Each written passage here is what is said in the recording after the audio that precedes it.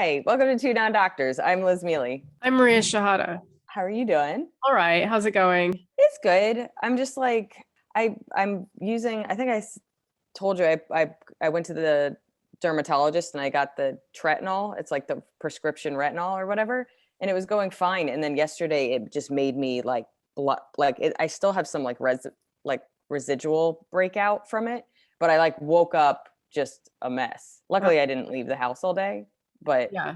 I did. I met a neighbor because I had to move my car, and then I had like somebody in my apartment like fixing something, and then my friend was over. So I technically had like a lot of visitors, and I just had to be like, "It's my face today." Well, I can't see it at all if that makes you feel any better. Yeah, I've had enough reactions to skincare stuff to know that it's a usually anywhere from a 6 to 24 hour reaction, and I just have a little bit left over from yesterday, and it's fine. But there's just like I don't know. I just need to be happy that I didn't have anything real that I had to do all day. I went to a skincare clinic because I wanted to see about like what radio frequency thing because it like lifts a bit. It lifts. Ooh. They're like, we have a sale right now. I was like, go on, 40% off. Okay. Because you hear 40% off and you're like, what do you like? What When are it's your that radio high, you're like, waves? Are they expiring? Like 40% off mean you made up some insane number and you're like 40% off that. You're welcome. And I was like, what's the number? 6 sessions. Oh God. 900 pounds. Jesus. And That's then with the discount. yeah, that's with the discount. And I was like, okay, and that's for you to like wave a magic wand over my face that may or may not work. All right. Yeah. Cool. I was like, I'm gonna go think about it. I think what's hard about those things is like because it's like the same thing with laser hair, which I've actually had positive experiences with laser hair and sad experiences with laser hair. But the truth of the matter is that like you get a sweater and it's like you either like the sweater or don't like the sweater. And then after that, it's like I shrunk the sweater or I lost the sweater. But like when it's paying for something that like is a hope, it's a dream. It's, Yeah. you know what I mean? Like, and then of course all the, oh, well, it doesn't work with everybody's skin tone or, actually you have to wait 6 months for anything to actually happen. Like there's all these like weird excuses and you're just like, yeah, but like, you're like a traveling salesman. Like I could come back in 6 months and you could be shut down. Like, Totally. And I've done like laser stuff on my face several times and they always say the same thing. They're always like, I'm like, I don't really see a huge difference. Like I still have like the acne scarring and stuff. And they're like, well, yeah, we have to keep doing it. And results vary. forever. And it's just like, but am I actually paying for anything? Yeah, I don't no. know. Are you literally just like putting lotion on my face and charging $1 million? Like, what are we doing here? Well, So it's like I believe in stuff because I have a friend that got her tattoo laser removed, and it was fascinating to watch because she got it drunk when she was in college, and she's hated it, and so her dream was like for her wedding to get rid of this tattoo. And so she started 6 months before the wedding. And it was crazy to see her every month or send pictures every month and to see like it start to slowly disappear. And that like it could vary from anywhere from 4 to 6 sessions and everybody. But like I was just like, I believe in science, but it is hard. Like that was like it's black ink in skin and you see the black ink go away. But when it's like there's days I look at my face and I'm just like, how did I get so pretty? Like, how did this happen? And then I wake up and I'm just like, this is who I am forever. Like it's so insane that like almost my personality and how I feel about myself isn't tangible enough that like the results would have to give me another face. The whole like business of lasers, fillers, like Botox, not so much. Fillers and Botox you can actually see, but like the whole business of lasers and radio frequency waves and the thing is like there's no regulation, so a doctor can do it, or somebody who got certified online could do it, and anyone can do it, and then just stick you with needles. I wish there was more clarity in that whole field because you can spend life savings trying to make yourself feel better or look better, and it could be doing nothing, or it could be harming you, or like there's no Yeah. real way to figure out what's snake oil and what's not, and like and to know whether or not the person doing it knows what they're doing. Like you want to go to someone called doctor, but you're also going to pay through the roof for it. So I don't know. So, or I can just be happy. It's like your joke about like, how much were eyelashes? Yeah, they were $400 when it's so funny because now that joke is so old that when people hear that eyelash joke, they're like $400. I was like, this is when it was new. This is like when somebody tells you how much like a DVD player was in the 90s. Like, calm down.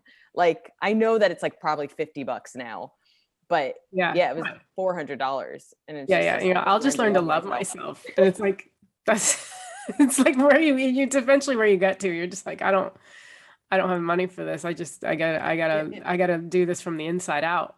It's funny. I was watching this like former model talk about age, like she aged and she has wrinkles and she looks like a person that's in her 60s.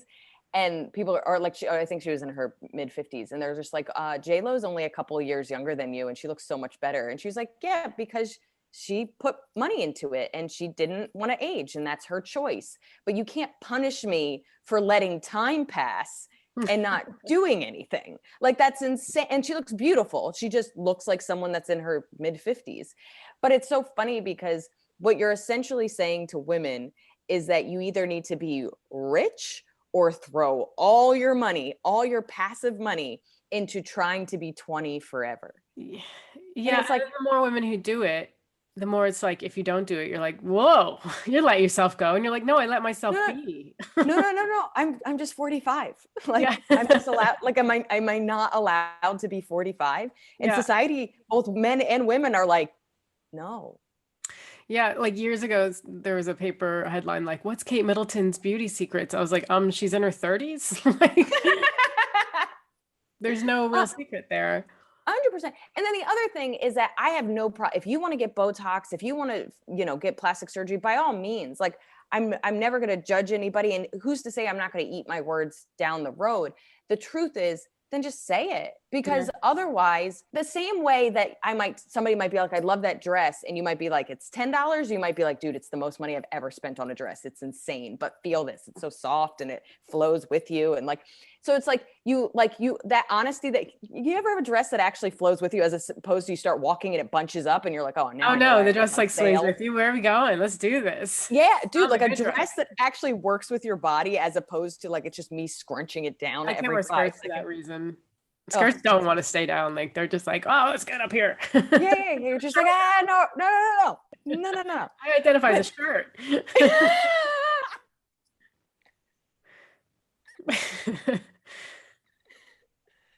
That's exactly. It's just, I love that honesty that women have with like clothing, where it's just like, you say, like, I spent like boots. I bought these boots that were like way too expensive, but I get nothing but compliments. And I was just like, they weren't even on sale. I loved them so much. Like, thank you so much for identifying. Like, I just needed you to, like, we need to know that I got a compliment, but I spent money for that compliment.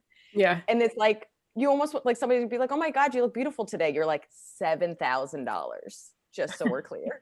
Like, just so you know, like $7,000. Like, that wouldn't bother me for a second. Oh, that's what you chose. Like, it goes with our topic. I'll wait, actually. Because it has to do with a guy getting stuff for his hair. But I love the honesty. Like, I asked this comic, like, he was bald and now he's not. And I was like, oh my God, how much did you spend on that? And he was like, oh, I'd love to tell you. Like, it was like fun. Like, I was excited to learn about him getting hair. So anyway, probably should get into announcements before I talk about this too much. Yeah, let's do it. Thank you to all our Patreons. Super grateful. You guys are amazing. I love the compliments that you leave us. And then you get clearly tons of bonuses. We have weekly bonuses. We have monthly bonuses. You can get stickers. You can control our Googles. You can be a Google guest. You can get some of our stand-up. You can get a signed book. There's so many benefits that you get being a Patreon, besides just supporting our work, which we are always super grateful for. So thank you to everybody that does that. And if you do want to support us, you can go to patreon.com/2nondoctors, full word doctors. Yeah, and follow us on the socials. We're on Twitter, Facebook, and YouTube at 2nondoctors. That's the number 2, full word doctors. And on Instagram at 2nondrs. And if you have time and are feeling kind, please leave us a rate and review, because it helps us get seen. It helps us out a lot. If you leave a 5-star review and say something nice to us, we get really excited, and then we share it on our socials, and it makes our day. Do we want to do announcements about like taking a couple week hiatus? Yeah, we should tell people. So we have done this podcast every week never skipping, never missing for over a year. I think over a year and a half, right? Yeah. In March will be 2 years. So yeah. Yeah. So we're just gonna take a little hiatus. I think honesty and clarity is important to all relationships. So It's I just two think weeks. It's not like a fucking long hiatus. no, we're just taking 2 weeks. In December, I think the last 2 weeks of December, we're gonna go on a little holiday. Is that what your people say? Your adopted people? They're my people. They're my people now. I got my biometrics card in the mail. I have my global. Woo! I'm so excited. I said that to Woo! Lisa. She's like, "Oh my God, you can work anywhere in the world." And I was like, "No, that's the global entry visa is just for the UK. They just think a lot of themselves." But yeah, and I think the first one back will be our live one. Yeah. So if you don't know, we're doing a live taping December 29th at 7:30 at Union Hall in Brooklyn. You can come see us do stand up. You can come see a live taping of Two Non-Doctors. We'll have some special liveness to it. And yeah, we just wanted to give you a heads up that we need a break from the barely research we do. We'll come back smarter than ever. Yeah, we're just taking this time to educate. Isn't that what people say? I'm just gonna go educate and grow and come back with wisdom and knowledge. Yeah, we're gonna grow as humans so we don't kill each other. Also, we should, because you're coming. I was gonna say you're coming to New York. I was like, we should spend some time not on this podcast. Yeah, it's fair enough. We could play oldies but goodies for the 2 weeks. It is funny, we had like a new Patreon, and he was just like, oh, can I suggest a Google ASMR? Yeah, and he goes ASMR, and I was like, oh, sweetheart, there's a backlog. And literally, and when I looked at it, it was May of 2020 when we did our ASMR, and he was like, I eat my words, I'm so sorry. But like, I was just like, it's so funny to get a suggestion. You're like, oh my God, we've either Googled it, we've done a topic on it, we've cried about it. Like, I was like, we have covered most topics already. I loved that episode because you got so mad when I told you how many views a hairdryer got. You were like, what? It was like 12 million views for 2 hours worth of hairdryer. Please don't bring it back up. You're going to really taint this episode as I think about just how hard we try and don't succeed. But if you think about it, all we do is blow hot air. Yeah. We are the ASMR of bullshit. Yeah. But yeah, thank you to everybody. Please come out, see our live show. And then I think this week I will be in Seattle right after Thanksgiving. So you can come see me in Seattle. And then I just booked a bunch of California stuff. So I'll be in Sunnyvale in January. I'll be in LA. I don't know why I said LA like that. I'll be in LA. I'll be LA. I booked somewhere else in California. Somebody said I said LA weird because I was like LA. And they're like, you say it like ELLAY, LA. Your accent has gotten a little foofy since being in the UK. No, it's not, because I said no, but I wasn't an American. It was a UK. Sorry.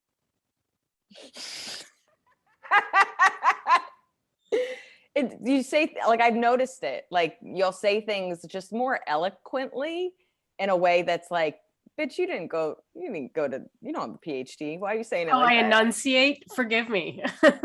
Whatever. Shut up. I'm in the middle of my personal announcements and you're getting triggered. 20th to the 23rd, I'll be in Sunnyvale, California. 25th, I'll be at Flappers in Burbank. And then 26th, Irvine, California. And 27th, Oxnard, California. I don't even think I'm saying that right. AXNAR. Oxnard? Oxnard, California? That's a terrible name.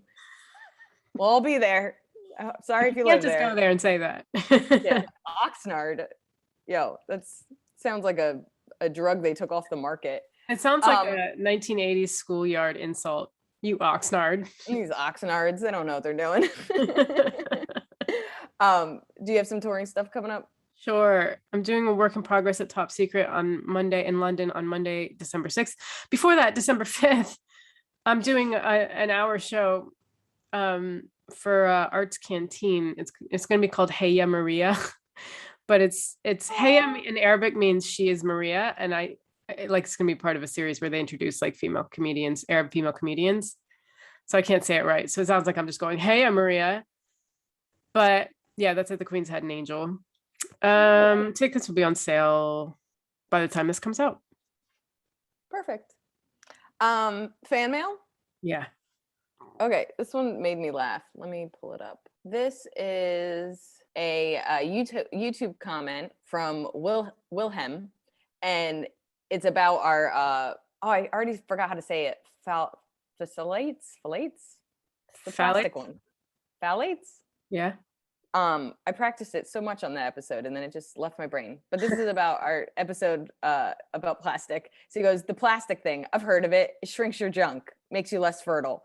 As far as I understood, it's like radiation. You may be okay, but a kid you give birth to will be less fertile. Some girl did a study measuring a ton of baby wieners, noticed them getting smaller. Wilhem, one of my favorite responses to any of our episodes. Just, I wanted to look up that study he was talking about because I like the idea that some woman does this study, really like data research or whatever, and then almost like drunk history, Wilhem comes in, he goes, some lady did some science shit. He's the high character in your movie that drops like knowledge bombs on you while you're trying to figure out life. Yes. That shit just shrinks your junk and you're just like, what? And then he's 100% right. What did you get in here? There was this kid in college. He was like one of my favorite people. We were like friendly, but we weren't like friends. Like we were nice to each other, but we didn't know each other well. Clearly, I don't even know if he was a stoner, but he had real stoner vibes. But he was in all my classes and he was so fucking smart. But it really came out like that. He'd be like, the teacher would be like, you know, I forget his name now. Phil, you know, what did you think about this character in this book? And he'd be like, tripping. Like, I'm just going to say it, tripping. Like if I was doing that. And then it would be like this philosophical, knowledgeable, thoughtful thing. And you would watch my teacher go from like, this kid didn't read the book to that's actually one of the best analysis I've ever heard. And it was so fun to like watch people like almost shut him out because of how he talked. And then all of a sudden be like, oh, he just fucking dropped some knowledge. Like, and I think in a lot of ways I relate to that as somebody that doesn't have a strong vocabulary and as somebody that doesn't know how to take what they read. I mean, that's pretty much our podcast. Like, I'm just like, how do I do smart? I can't go smart. I go smart. I know what I'm talking about, but I don't know how to say it smart. But yeah. I appreciate you, Wilhem. I have heard, I don't know if it's as bad as radiation. And clearly you would have to take in a lot of radiation, but I do understand that in general, we cannot get away from plastics and it seeps into everything. And anything from like microplastics that we're taking in because fish are taking it in and then we eat the fish, to the fact that everything we touch has some plastic in it. Of course it's affecting our bodies. I don't doubt that for a second. And I always joke, like, I have like tons of jokes about never getting pregnant, but I'm like, at this point, like, I'm not responsible. Like, I just might not be fertile. Like, like if you get to a point where you're just like, I wish I had enough money to just be curious and just like go get that tested, just because I'm just like, it would be nice to like not be scared, because I'm scared all the time because you're just always believe that you could have a baby at any moment. Like even without having sex, I'm like, yeah, like, I hope I don't get pregnant. But in general, I do wonder if like our generation's less fertile, if the next generation is going to be next fertile because of the crap that we put in our bodies. Interesting. Yeah. I mean, it'll take years to find out, but yeah. Yeah. So I appreciated your comment, Wilhem.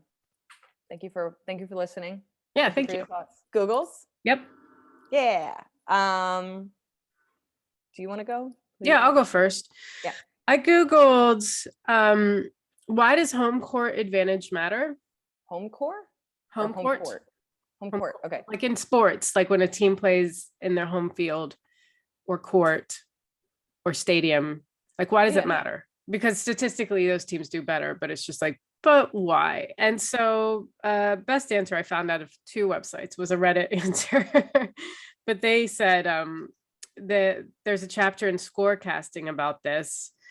It's not the traveling, they said, because like actually they go into a long explanation of it. Let's just skip that.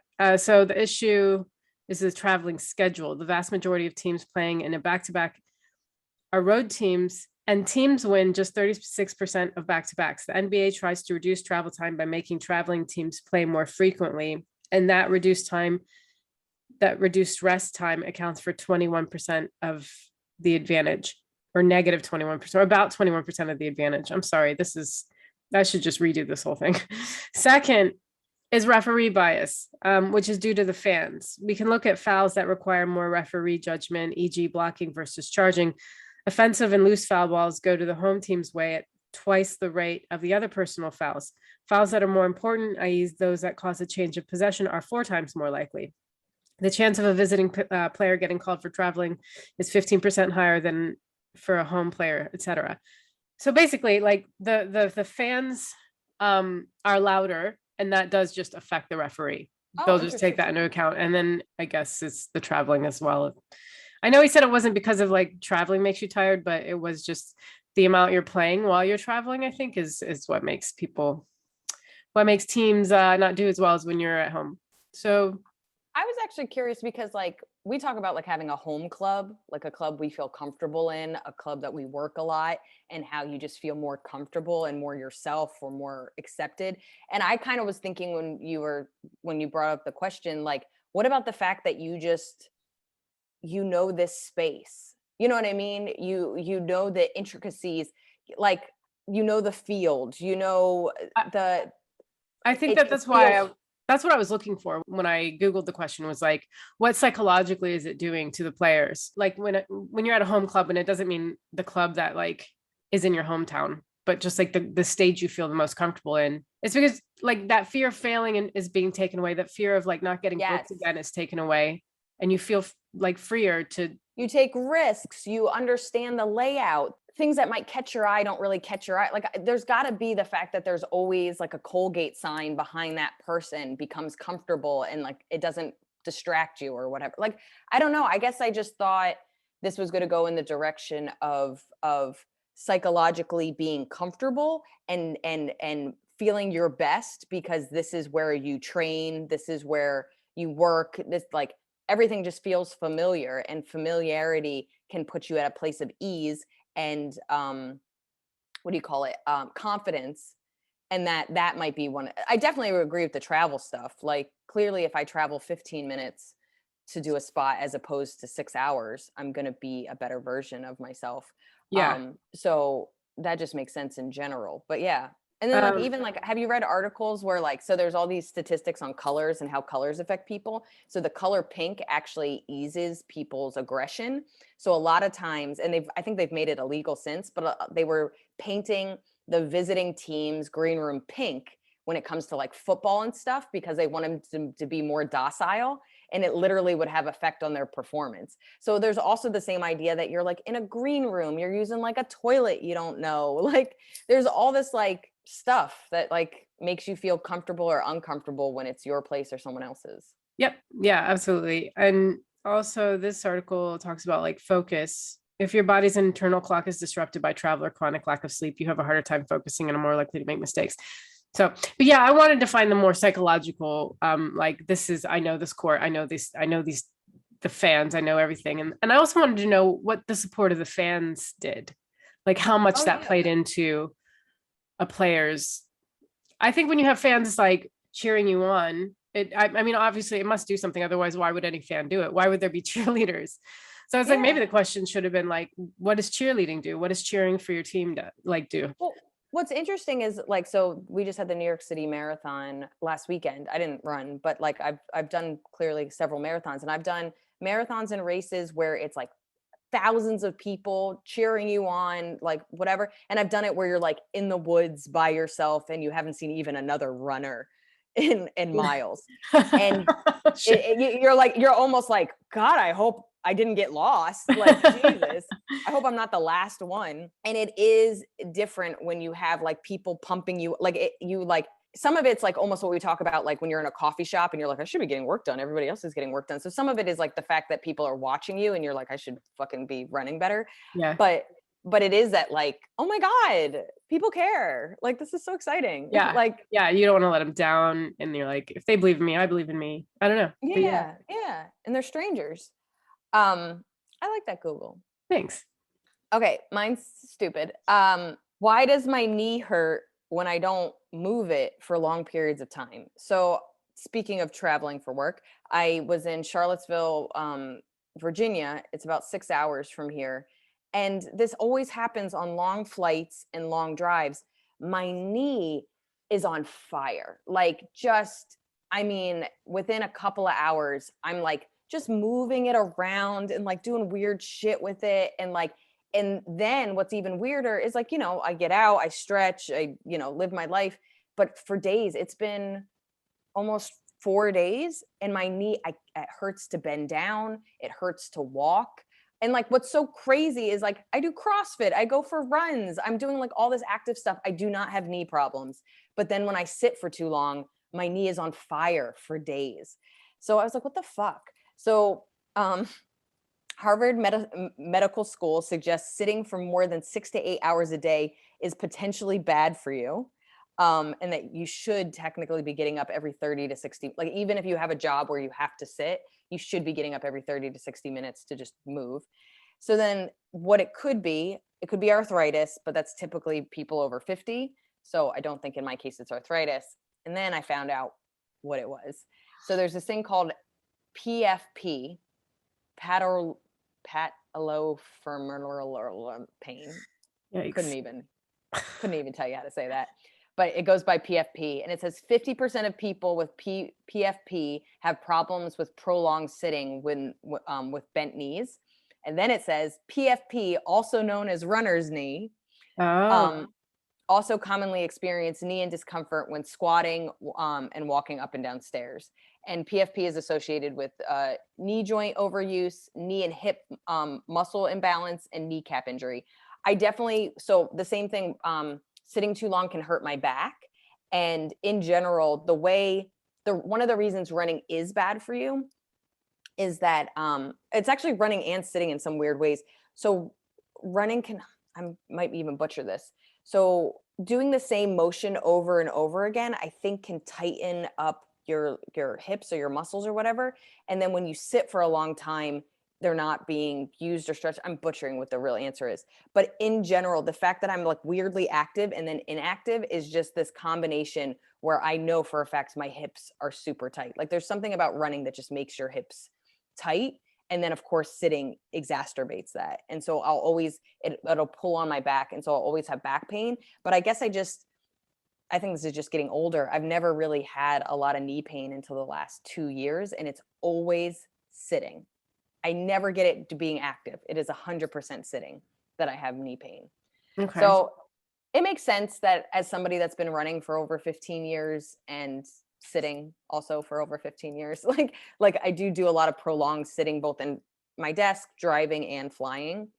But I clearly haven't traveled like I had been traveling before until recently. When I took that like half running, half it was like half treadmill, half strength training class.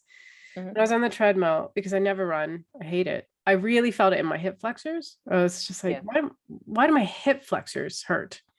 I could see why any part of my legs, but why the hips? Yeah, I've always had an imbalance. There's something about running that either makes you realize where you're imbalanced or literally tightens it and makes it.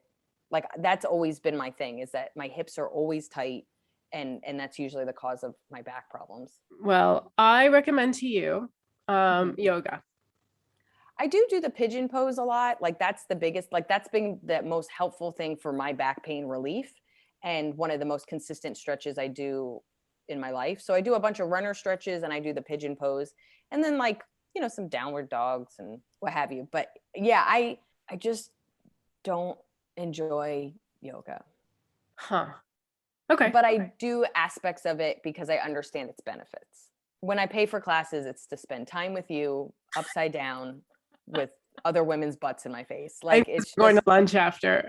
Yeah, it's like I'm doing it because it's a bonding experience, and I do get something out of it. It is absolutely hard. I absolutely feel better afterwards, but it's like the same thing with like I will tell you for a fact I do CrossFit because it forces me to do strength training I will not do on my own. So that's why I would do it, is like because it would force me to do like cardio I wouldn't do on my own. Yeah. So my arms are on fire right now. I'm upset that like every time, like I had to like change my shirt, and I was like, nee, like I was like, hey, I don't want to be here. So like, I like doing it, but I have to almost be like held at $25 gunpoint to do it, you know, as opposed to I'll just go for a run because I like running. Yeah. So I don't know, but apparently running's ruining my body, which I've always known, and now it's catching up to me. Yay. I can't sit, guys. I'm so active, I can't sit. Is like probably like one of the most obnoxious things I got from this. Let's get personal. Okay. So this is my brother brought this up. He basically, yeah, and that's why I was kind of excited about it, because we were driving in the car. I was driving him back home, and I was talking about like my favorite songs, and he goes, "Oh, what would be your like forever playlist?" And he was like, "What's your Peter Quill's character in Guardians of the Galaxy?" I don't know if you saw it. No. I think I can't remember. I think it's a cassette. He has like just one cassette, or maybe it's a CD player, whatever it is, but he only has one. And he's just been listening to the same 12 songs. I hated you for this question, so I guess that means I hated your brother. I spent so much time thinking about this motherfucking question. It ruined like my entire afternoon. How? Because I was trying to think of what songs, and I was like, every time I would think of songs, and I'm like, what about? And then I would think of other stuff, and then I would be like, no. And then it took me so much consideration. I didn't even finish it. I just got mad at you. Right. Great. Good to know. Good to know. Our Let's Get Personal has gotten psychologically harmful. So this is my thing. And maybe this is probably why I like Spotify in general. So I have like playlists that I add to as I enjoy songs or remember songs. Like you'll hear it on the radio and you're like, oh yeah, I fucking love that song. And I'll add it to my Spotify playlist and then just like jam. But then I also have like, these are my favorite songs of all time. They never get old to me. So it was actually really easy to me, because in general, I just know there's songs that are like, even like songs I come out to on stage, songs that my friends know will make me happy. Honestly, I love, so many of my songs are like from the 60s and 70s that I love. I call it grocery store songs, just Motown that has become acceptable to buy eggs to. Like, that's funny. A lot of my songs were from the 60s and 70s, and I thought it was because like they've already proven themselves to stand the test of time. Yeah, you haven't gotten sick of them. But like a lot of people haven't, because like they've lasted for decades, and so it's just like, if they've lasted this long, they'll probably last forever. Yeah, I think there's some truth to that. Also, like there's like, I don't know what it is about like Motown in general in my heart, but it's just like, it's saying nothing, but it's somehow relatable. Does that make sense? Yeah. Like, so I'll give you one of my all-time favorites, and again, it's absolutely a grocery store song. Apple Peaches Pumpkin Pie. I knew that. That's the only song when I think about you. It's like the only song I think about when you listen to music. Apples, peaches, pumpkin pie. I knew that would be your favorite song. And it's like kind of about cheating, but it's so happy. Yeah. And it's just like, dude, if I'm sad, like I remember being in the car sad, and my sister was like, I'll fix this. And she put it on. I was like, like it's just like, it's so good and such a dumb song and weird and like doesn't even make sense in some ways. And I love it so much. And it literally, I was at a cafe like a couple weeks ago, and my friend was talking. I was like, oh, shut up. Great song. Just great song. Okay, we can go now. Like I was just like, and it also like fades into the background. Like, I don't know if anybody would like, I feel like I paid attention to a song nobody paid attention to, but that's one of them. Can I have one of yours? Oh, you want to do the one-to-one? Yes, do one-to-one. Oh, Kanye West, Stronger. Haven't gotten sick of that song yet. Yeah. And it's like, it's a great workout song. A lot of my songs are like, can you work out to it? And is it going to lift me up? Like, I just need somebody to tell me it's going to be okay. And then I can do this. It is an Instagram quote of a song. Yeah. Love it. Great choice. Thank you. I'm so sorry you're stressed about this. No, very much. You probably know this one too. That's one of mine, because it's never gotten old. Also, I have a lot of 90s in here. Here Comes the Hot Stepper by Any Camus.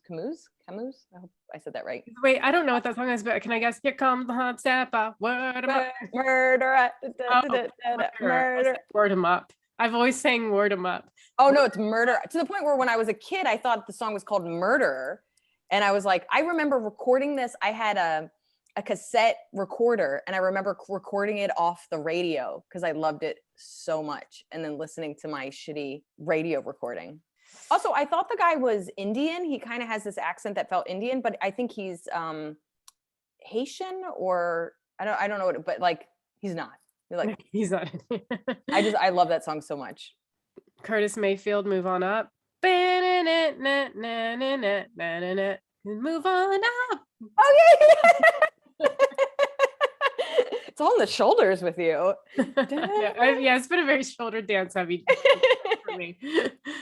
Oh, I like that. These are good. I think we're gonna have very little overlap, which is we're not. You and I have. But I also love your taste. Like you always show me music, and I almost always love it. That was always my favorite part of coming to LA. You would like pick me up from the airport, and you'd be like, "Listen to this jam," and I'd be like, "Oh, I love like." But you've also hated shit. Okay, and this is on my list too, and I'll just go ahead. Jimi Hendrix, Voodoo Child. I tried to listen to that when we were on a road trip. You're like, I can't do this, and I was like, it's road trip music, and I never get to have a road trip anymore because I don't have a car in the UK. And you're like, not doing it. I was like, ah. I need also my driving music is very specific. So like I've toured all over the country with Hurry, and he puts on like moody emo music, and he doesn't know how to drive, by the way. So if I get tired, there's no like, can you drive with me? Same with my old roommate Chris. Like I can't be like, Chris, take over, I'm falling asleep at the wheel. I have to go, Chris, pick out good music or start telling me an interesting story from Afghanistan because I am tired. And you are just staring at your phone. But like I remember Hurry has great taste in music, but it's not driving music. And that's probably because he's never been behind the wheel. So he's giving me like this moody shit, and I'm like, Mariah Carey or get out of my car. Like I just need to like scream sing. And that's what we did. We had like a Mariah Carey scream sing party. Oh, that's awesome. I'm sure it's a great song. And some of this is like, it's about what it brings out in you. Yeah. Get Down on It by Kool and the Gang.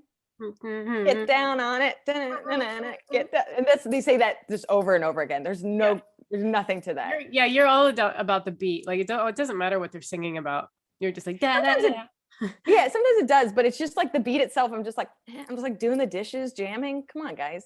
Yeah. I think Jay-Z got to have it. Okay.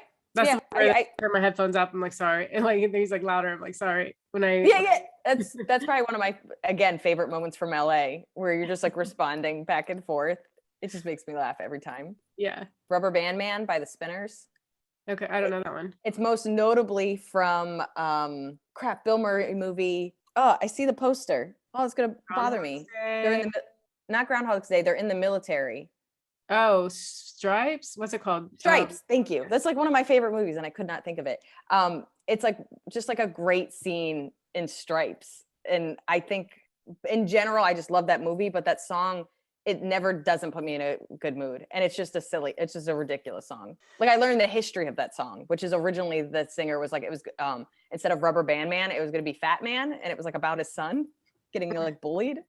And then it turned into Rubber Band Man. And I'm just like, almost the same way that you hear like Yesterday was originally like called Scrambled Eggs, or like, and you're just like, it's almost how I feel about my jokes. Like the beginning, you're like, it wasn't good, and now it's good, but I don't know how it got good. Like, I don't know how it went from like a shitty idea to like a good joke, because I know I was present the whole time. But yeah, I have Janis Joplin Ball and Chain, the live one on her Greatest Hits album. I don't know if I know that. I don't think you do, but it's good, and I love singing along to it because she's so raspy and she wails. Yeah, that's what I do like about Janis Joplin, is that like it made me feel like I could sing, and there's just like that belting, that like kind of screechy belting is like, that's how I sing. Yeah, I feel like. Oh, it's not in my mind. I mean, she does it usually, but in my mind, I'm like, I could do this. I sang it once at Birds, that pub that bar in LA, like by the UCB, like just drunk at the bar. We were just like singing songs, but I was just wailing that one, and the bartender was like, Jesus. Don't Mess with My Man by Lucy Pearl. Did you ever get into Lucy Pearl? No, never heard of her. What I love about Lucy Pearl is it was I think one of the members from In Vogue, and then two of the members from Tony, or Tony Tone.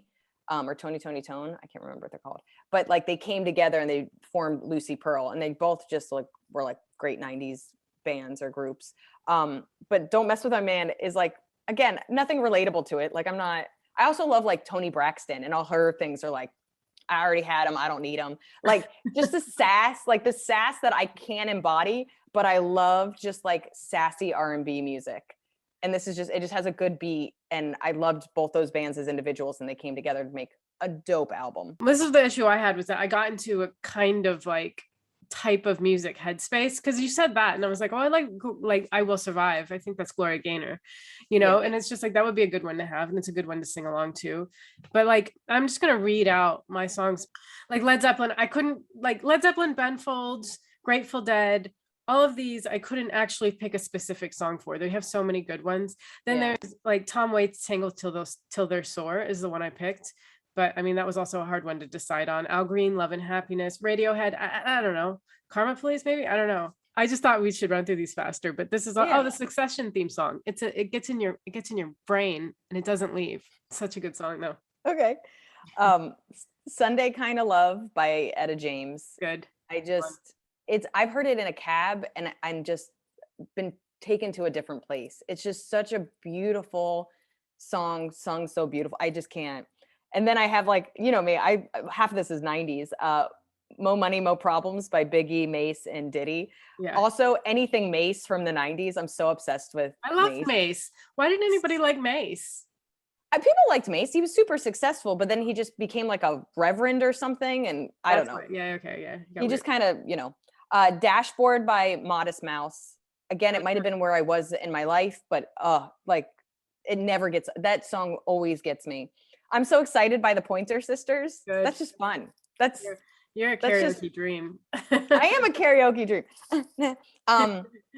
Oogum Boogum song by Brenton Wood. I also love Brenton Wood, but what's kind of adorable, I've always loved that song.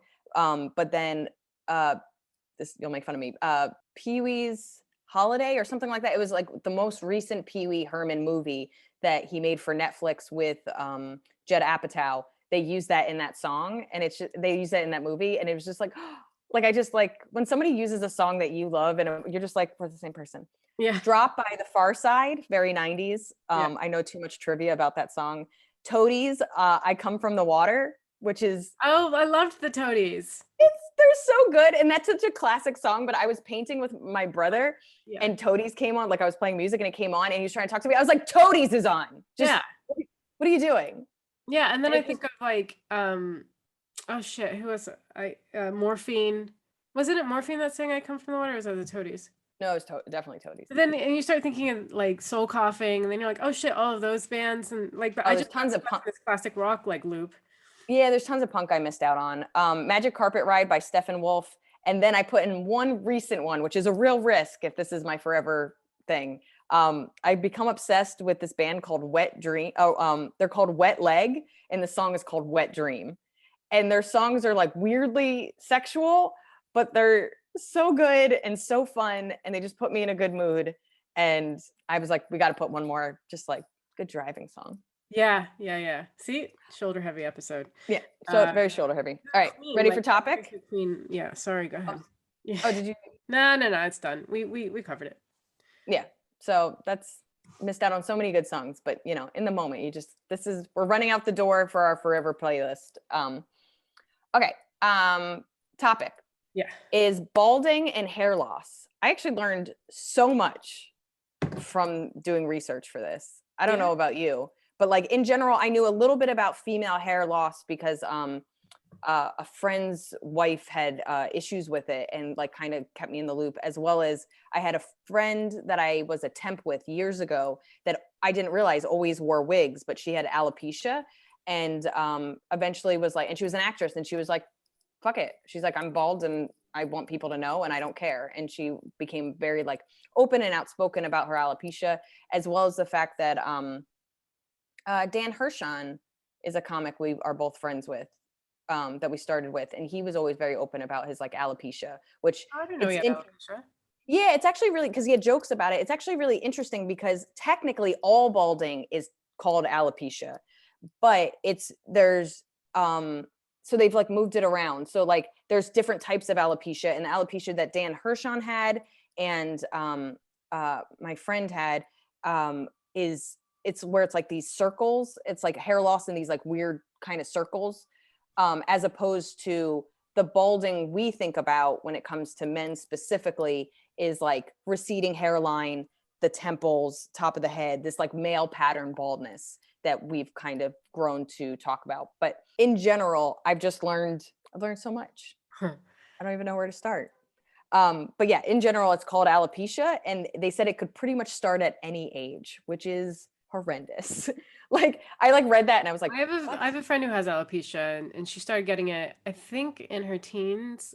Yeah. I mean, I think it's psychological, isn't it? Like, I don't know if that's true. no, you didn't find that it was like trauma related? No, okay, so there is a version that is. I didn't want you to say that all. Okay, so telogen elef I don't even know how to say it. EFFLUVIUM. That's reversible and occurs as a result from stressful events like a hospitalization, or it could even be new medicine. But yes, there is a type of hair loss that is not permanent, that has to do with stress. Absolutely. But she seems to have tried everything. I mean, she's been researching it for her whole life, and nothing, as long as we've been researching our curly hair. Yeah. But like, I really Does it happen in I have to bursts? remember not to complain about my hair around her. She's like, fuck off. I'm like, oh, that's Yeah. yep. But yeah, she hasn't been able to like reverse it, or yeah, get her hair to grow back. So like nothing's really worked. There's also, so there's nutritional deficiencies. Your body lacks the sufficient amount of protein or iron, or other vitamins. And when I read that, I immediately went to thinking of our eating disorder episode, because anorexia, that's usually there's hair loss when it comes to anorexia, because they're not getting the nutritional amount, the nutrients that they need. I think the first thing to talk about is what most people think of balding is known as androgenetic alopecia. They mostly think that has to do with genetics. So like some of the stuff that we're talking about has to do with diseases or issues or whatever. That the type of balding that most people think about, especially in men, is genetic, and they think that's like passed down through the families, and that certain families are less likely to go bald, and then certain families are more likely to go bald. And then I should have looked it up, but like, what do we usually hear? That the gene is on the mother's side. So if the mother's dad was bald, or the mother's brothers are bald, then most likely your son will be bald. Yeah, like skips a generation. That's what I've heard. I haven't heard anything about mother's brothers. Like that baldness skips a generation. Oh, I've always heard it's on the mother's side, but again, I don't know if that's true. And then there's two categories of classification. So there's the Hamilton-Norwood classification system for men, and then there's the Ludwig system for women. And again, I wish I did more research about like, who's Hamilton-Norwood? Like, who are these bald classification? Like, they're just going around pointing to shiny heads, like that's a that, and that's a that. Yeah. But for men, so there's the temples. So it starts to thin around the temples and at the top of the head, and then and kind of moves back. So like the crown and the vertex. So that kind of, it's such like a typical, I don't know. It's so funny when you think of like balding, there's such like typical ways that it looks like. And then the most common is receding hairline. It starts to thin and move back around the front of the head and on the sides, and then the top of the head. So that kind of like, I always think of like that yarmulke, like the thinning just kind of up here that only tall people notice. I always thought it was because of yarmulkes. No, so that's one of the things they absolutely say, like what does not cause balding? I have it. Okay, so what absolutely does not cause balding: wearing hats, wearing wigs, frequent shampooing. I was like, what is that word I wrote? Frequent shampooing and dandruff. Those things do not cause balding at all. So what could, I watched an episode of Queer Eye for the Straight Guy, or I think it's just called Queer Eye now. Queer Eye had an episode with a Black woman that was insecure about her hair, and she wore wigs and she just didn't take care of it. But because a big problem with Black women is because they get braiding or just anything tight. So like they actually say like tight ponytails or tight braids, it pulls back at the root of the hair. And again, it has its own special word, and they didn't have it in this one, but I remember learning it from this Queer Eye episode. But what it can do is damage the roots and the follicles of your hair and make it harder for hair to grow back. So it's actually a problem, like if you get too much, I guess, like tight braids or cornrows or something like that. If it's overdone, it could actually hurt it, and that can cause it. So what they actually do in some ways, if you're trying to prevent it, is they would say like, don't have tight hairstyles. and like, or looser ponytails. And then this is kind of crazy. They said to like limit heat damage. I never really thought of like heat, but they said like straighteners and curling irons can contribute to root damage as well. So it also would be how, like, it kind of makes sense why you wouldn't want it to be so close to the roots when you're doing stuff like that. And then some things that you can do to help is like massage your scalp, and that kind of help promotes growth. But again, they say can overdo that. Healthy diet, quit smoking. Cooling cap, they said, for people that are getting chemo, which I think I've actually heard of that, is that it's supposed to help prevent hair loss, is like this cooling cap.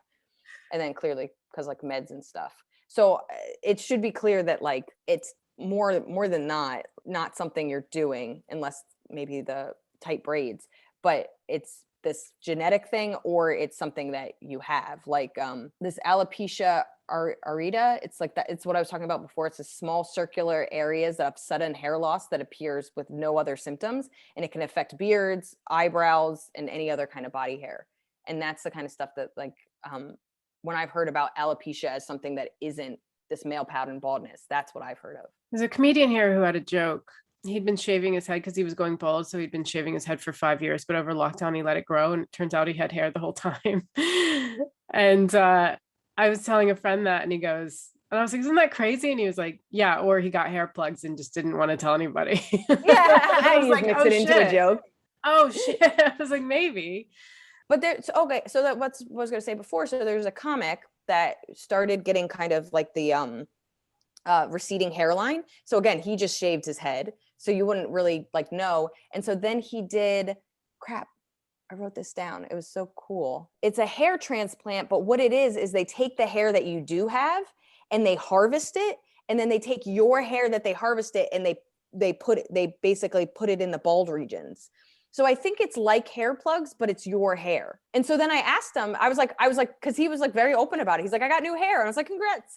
And I was like, so, and I think he said it was like $7,000 or $10,000. Like he was like, I was like, that's so cool. And I like that I know how much it is. And like, I don't know, like, I don't give a shit. Also, I love those videos. I don't know if you see these online. I'm kind of obsessed with them. It's like these caps where they basically glue a head of hair and then they cut around it. And I don't know how long they last. Okay, so you would shave the head, doesn't matter how much hair so you shave it down to nothing.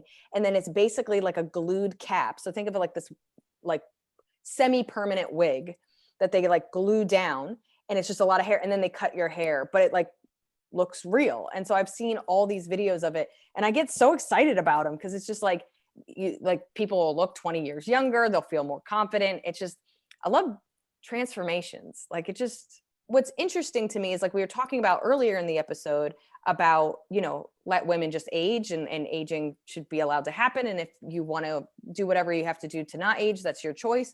But I do have sympathy for men because in a lot of ways, they say this can happen as early as your teens. So you barely get this life with your hair. We talk about it too much. It's our identity. And then all of a sudden you have to have this new identity of losing it.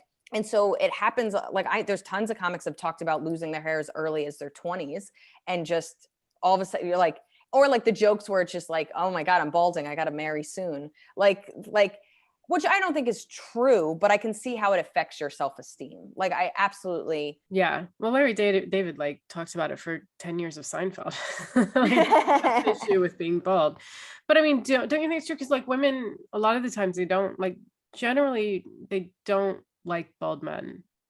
I will say this: you have to have a good shaped head, and that's not fair. And I was doing this the other day.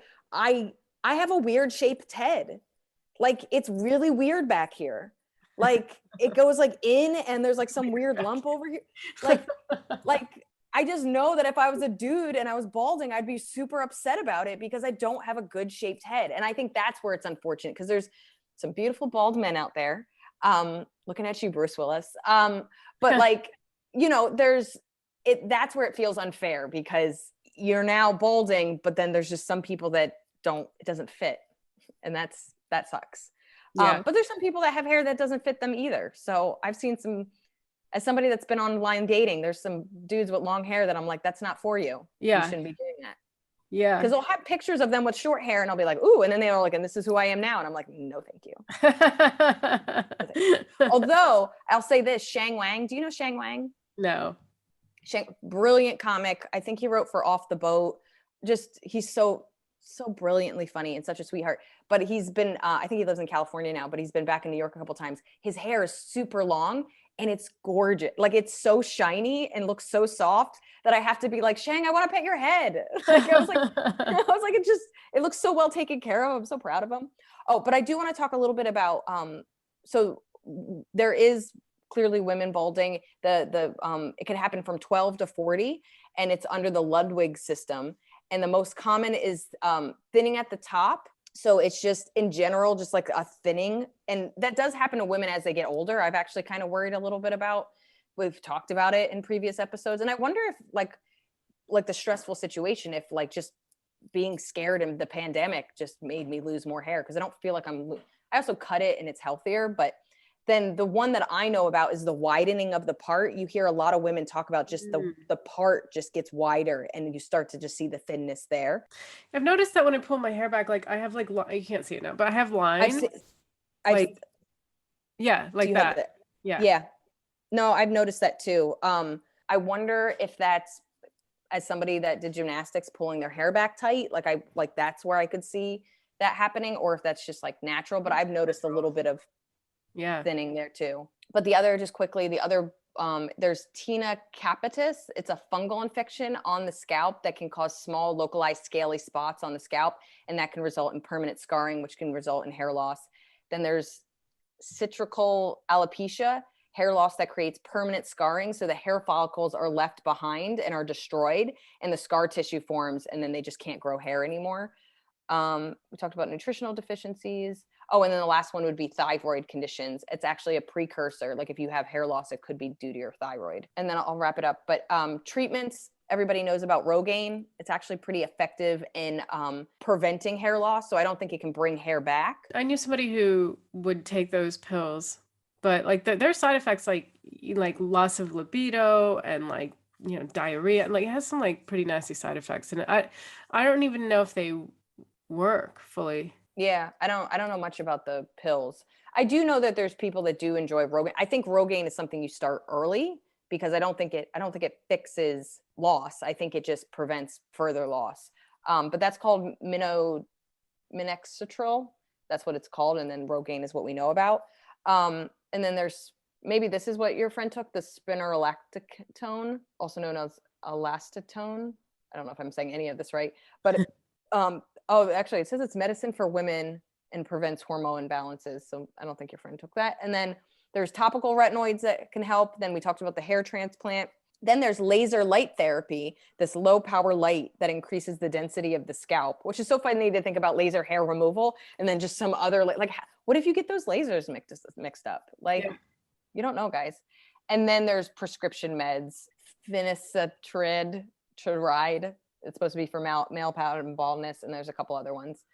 Oh, and then this one's kind of crazy. This platelet-rich plasma, using a person's own blood, which is processed into platelet-rich plasma, then injected into the scalp to stimulate hair growth.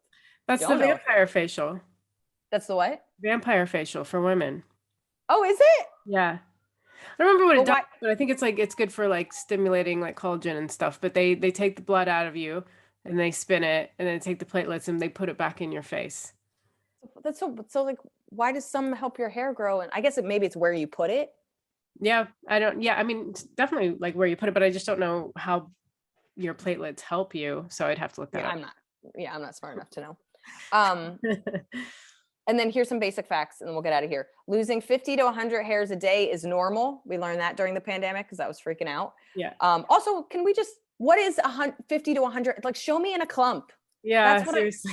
You know what I mean? That's such useless information if I don't see it in a clump. 50% of women experience balding at some point, and just in general for both men and women, it happens. And then 50 to 85% of men experience it. It also can happen when older. And then 25% of men have genetic related hair loss that starts before they're 21, which is just bananas. But yeah, I learned a lot. Yeah. We would love to hear your balding stories, guys. Okay. Tell us about it. I honestly, we got such a good reaction from circumcision that I just feel like you guys Talk about love your the other topic. head. Yeah. You're cute. So you can write to us at 2non-doctors. What is that, Maria? That's 2non-full-word doctors@gmail.com. And we'll see you next week. Thanks, everyone. Bye. Bye.